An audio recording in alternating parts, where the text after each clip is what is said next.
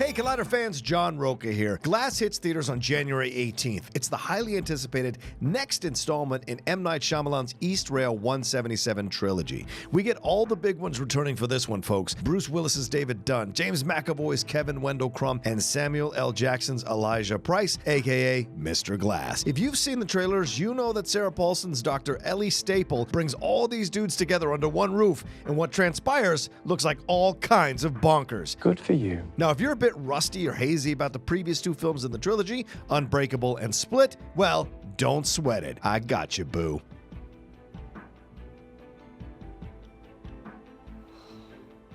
Okay, 2000's Unbreakable started this trilogy off, and it introduces us to Bruce Willis's David Dunn, who spends the whole movie wondering if he is some kind of superhuman. David is a security guard in a dead-end job, heading towards a divorce and losing the respect of his son Joseph. On the way back from a job interview in NYC, he survives the Eastrail 177 train crash that kills 131 other people, but leaves him without a scratch. Jackson's Elijah Price reaches out to David at a memorial for these victims. David and Joseph meet Elijah at his limited edition art gallery. Get the reference there, people. Earlier in the film, we see that Elijah suffers from a physical condition called type 1 osteogenesis imperfecta that causes his bones to be as brittle as glass. The kids teased him by calling him Mr. Glass. Elijah's mom encourages him not to feel sorry for himself and leaves him a present in a purple gift wrap on a bench. Purple. That's important, people. Elijah opens it up, and inside is a comic book with the words limited edition on the cover. This begins Elijah's love of comic books. Elijah believes that he is the one to lead David on a journey to discover his superhuman abilities because of his love for comic books. These abilities include superhuman strength, his extrasensory perception brought on by touch, and his invincibility to everything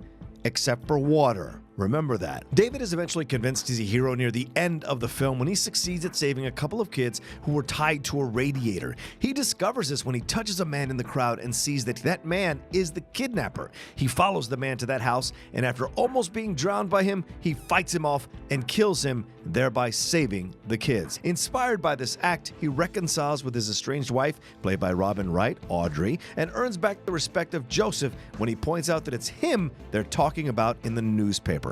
Now, just when everything is hunky-dory and we're all feeling good, he visits Elijah Price at his gallery. As Price shakes David's hand, his ESP kicks in, and he sees that Price has masterminded a slew of recent terrorist attacks, including David's train crash, in order to find David. As David recoils in horror, Price reveals that he has found his purpose in life. He will be the villain to David's hero, and that you can call him Mr. Glass. Classic Shyamalan twist. Gotta love it. All right, we had to wait 16 years. That's right, people. 16 years for a sequel to Unbreakable, but damn, it was worth the wait. Split, a film that looked to be a return to horror for Shyamalan, featured Anya Taylor-Joy's Casey Cooke being abducted, along with her two classmates, Claire and Marcia, by James McAvoy's Kevin Wendell Crumb. They are taken deep into the bowels of the Philadelphia Zoo and are subjected to Kevin's dissociative identity disorder, or DID. Casey and the girls watch in horror as Kevin and a number of his personalities come to visit them at different times in the movie. They each warn of this one personality that is coming to kill the girls: the Beast. He's done awful things to people, and he'll do awful things to you.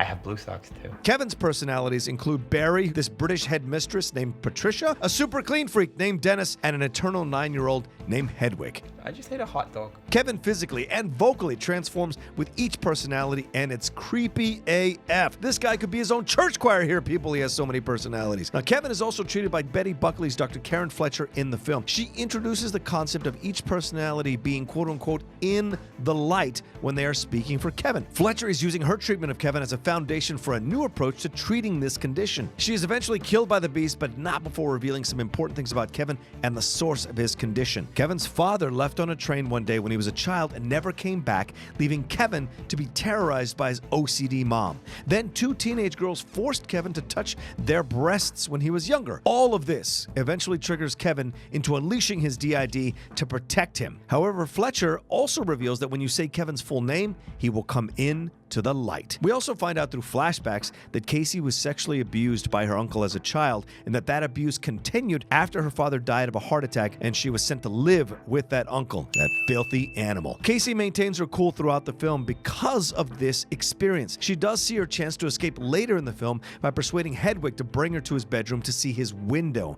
However, the window turns out to be just a drawing. Hedwig does hand her a walkie-talkie though, which Casey uses to call for help. However, Patricia takes over and subdues Casey. The beast finally appears and we see Kevin's true superhuman ability to transform, and it is jaw-dropping. The man is scaling walls, people. The beast kills Fletcher and Casey escapes from her cell to find that the beast has eaten Marcia and is currently eating Claire. Casey finds Fletcher's body and a piece of paper with Kevin's name on it. Casey says Kevin's full name when he confronts her, and Kevin comes into the light. We find out from Kevin that his actual self has been buried away from the light for 2 years. Kevin begs Casey to kill him with a shotgun he has hidden in a desk drawer, which causes all 24 personalities to start fighting for the light in a desperate attempt to stay alive. Casey grabs the shotgun and the ammo and escapes into a tunnel. The beast eventually catches up to her. She unloads on him twice with a shotgun to little effect, and as he starts to pull apart the bars of the cage to get to her, he stops when he notices the scars on Casey's body. She has become a cutter in order to deal with her uncle's constant sexual abuse. Your heart is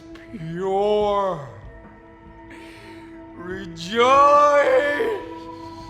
The beast now considers Casey to be pure because she has suffered and runs off, leaving Casey alive. Casey is rescued and we cut to Kevin in the warehouse talking as Dennis, Patricia, and Hedwig about the beast and their plans to rid the world of the impure. Holy shit.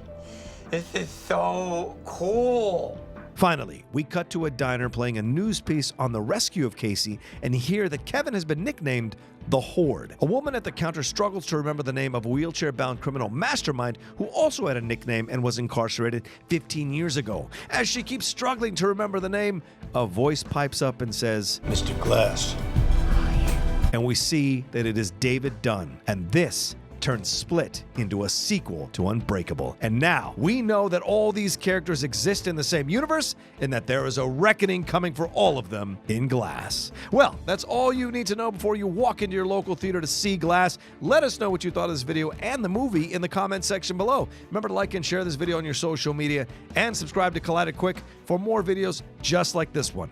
All right, I'm off to go dance with Hedwig to some Kanye West in his room, 'cause he's awesome!